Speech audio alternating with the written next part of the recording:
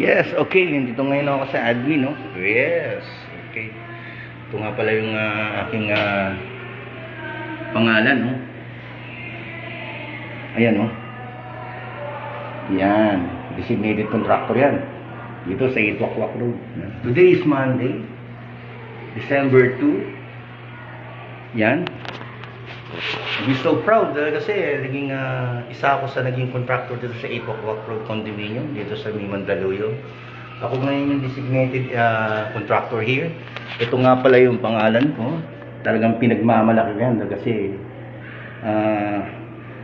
sa totoo lang, sa tagal-tagal naming na hanap buhay ng mga magulang ko, ngayon lang naipasok ang pangalan namin sa mga ganitong malaking construction like condominium. Ayan, that's my name. Nakabulitin yung pangalan ko. So sa ngayon, nag-aayos ako ng permit para sa mga workers ko.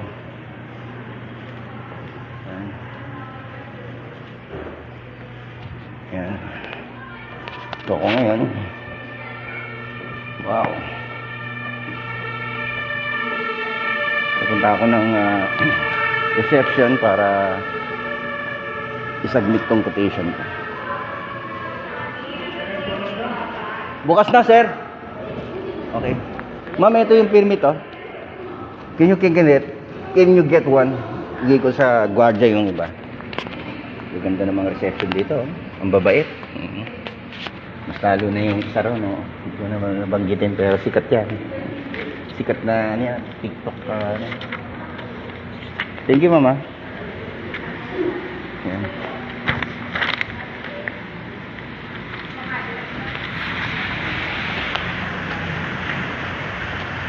Palabas na ako.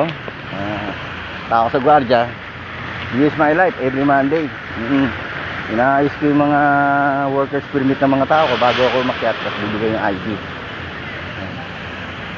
Ayan. Oh, diba? This is my blessed God. Napakabuti niya. Ma'am, ito po yung ano. Meron na daw, sabi niya. Yes. Sige, isa po tayo. Na. Okay. ID ba yan, mga tao mo bukay? Yes, ma'am. May ID na po yan.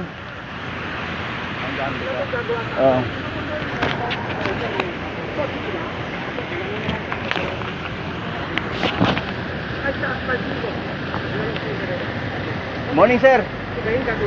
Sir, ako yung contractor dyan sa iba. Yung mga reeling. Sir, baka gusto nyo, nakalagay yung pangalan ko sa bulletin, Nasareta. Sige, pag ano. Oo, Nasareta ho. Nasa bulletin yung pangalan ko. Oh, customer yun, ha. Tama. Customer ko yun. Tatawag yun kasi hinahanap niya yung contractor. Di ako yun. Ganun lang dito. Kailangan lakasan loob mo.